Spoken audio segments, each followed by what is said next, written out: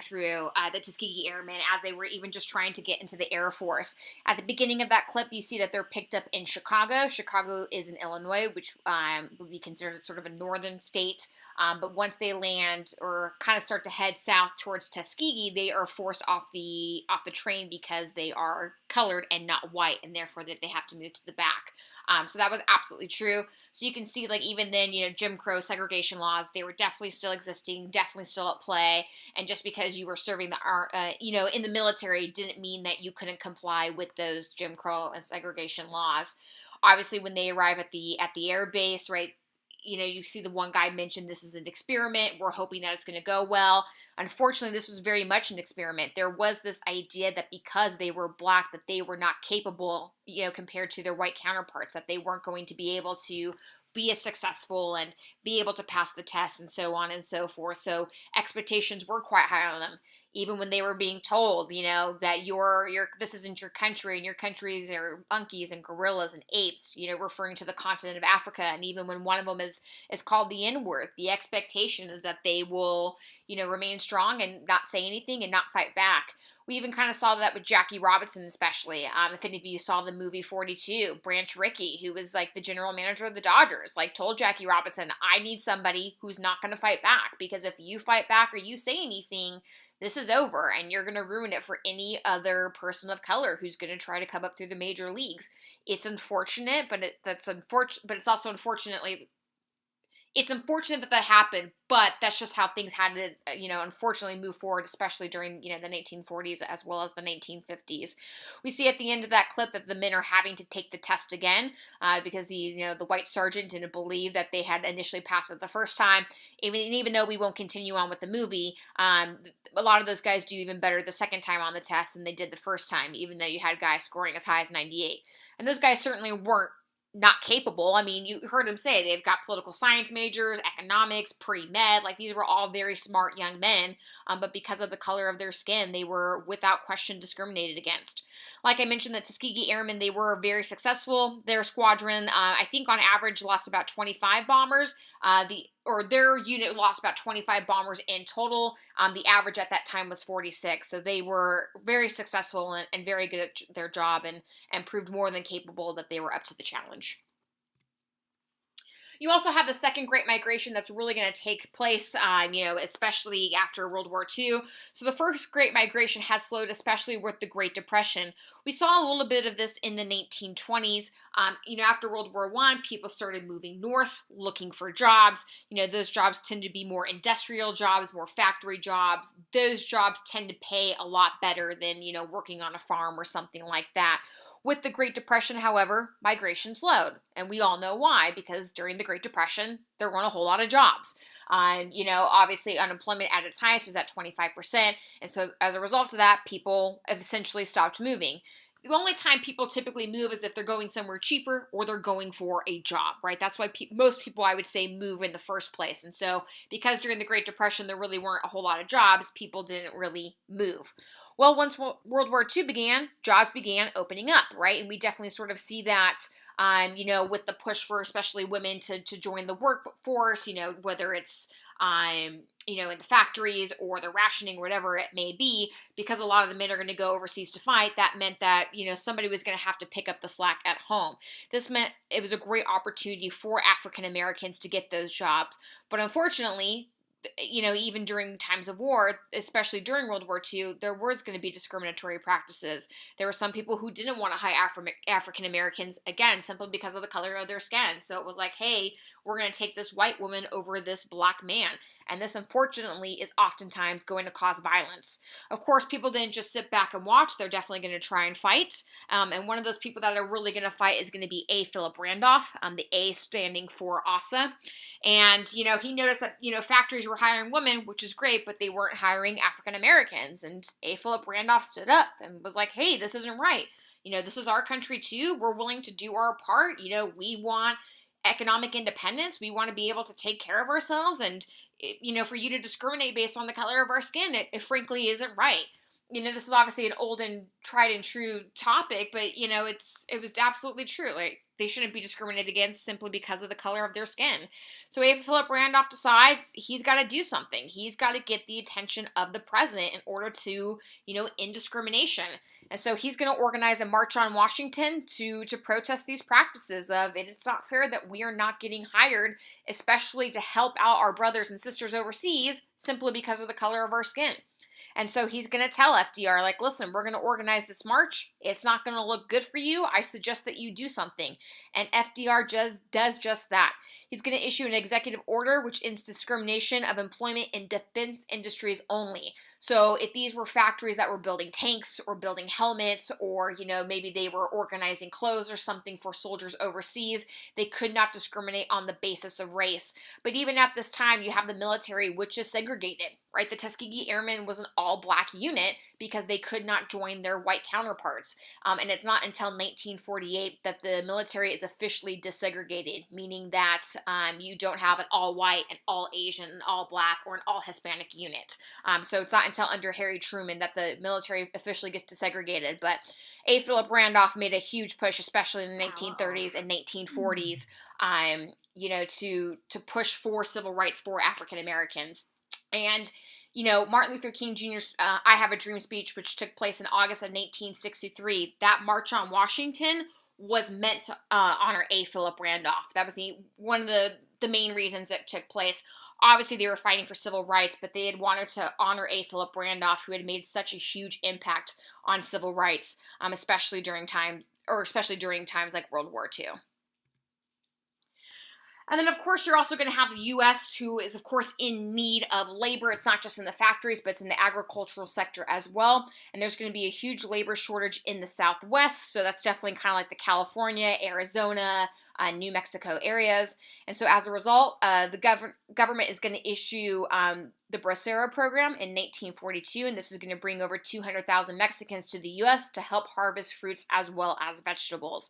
So this is kind of where I would say like the stereotype of like Hispanics working in the in the agricultural sector comes from, is because of this Bracero program. I also find that a lot of students don't understand that the U.S. does push for immigration, especially when there are a lot of jobs, because there tends to be a labor shortage, aka people who aren't able to fill those spots. A lot of the times, and it's not always the case, but I would say a lot of the times the U.S. consistently has a labor shortage in agriculture, and they have to push from other countries to be like, hey, we need people from Mexico or whatever it may be to come to the U.S. to help sort of fill these jobs. So even though the U.S. government was pushing for, Mexicans to come to the U.S. to take over these jobs, they, of course, are going to be discriminated against, right? Those kind of old and true statements of like, you're taking our jobs and blah, blah, blah, blah. Well, they weren't taking jobs. They were given those jobs because they were indeed needed. And we're really going to see those discriminatory practices against Mexicans take place, especially in the Zoot Suit riots. So if you look at the suit on the right here, many young Mexican Americans wore what were called zoot suits, and they were considered unpatriotic. So if you look at those suits, I would say the only time you would probably see a suit like this today is usually around Halloween time, right? Like people would wear this as kind of like a pimp suit. Like, hey, I'm a pimp, so I'm wearing, this. But the zoot suit was very much a big part of Mexican culture. But if you look very carefully at the suit, notice it's very baggy, it's very big. There's a lot of material being used. So why was this considered unpatriotic? Again, there's a lot of material being used. What are Americans supposed to be doing at this time? They're supposed to be rationing.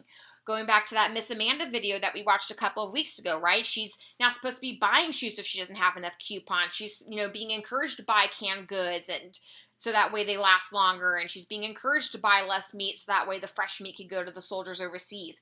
Because these men were using so much material in their suits, it was like, hey, you're not doing your part to help our American soldiers overseas. Instead, you're kind of like flaunting it in your face that you don't care, because here you are wearing these suits with a lot of material that's required to make them.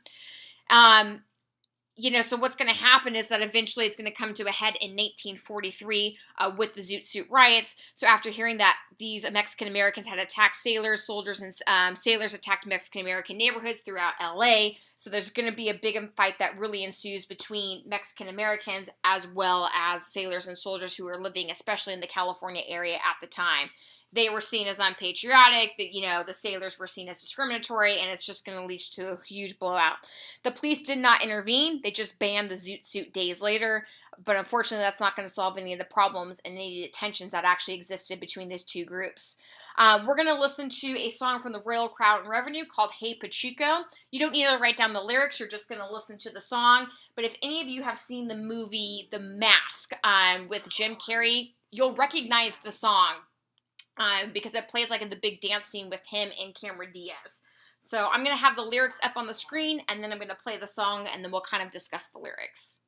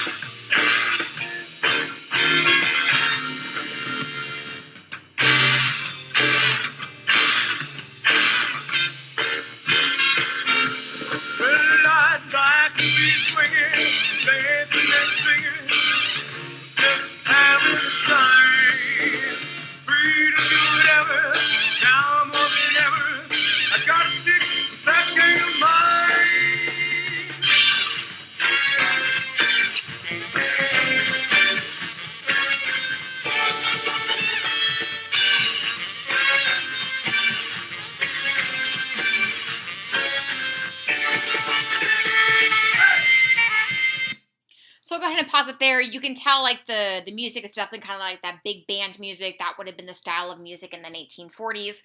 So it says, hey, Pachuco. Pachuco would be like somebody who's in a gang, typically referring to someone who's, Mexican American. So there was this assumption that anyone who wore a zoot suit like that was automatically in a gang, even though that wasn't the case.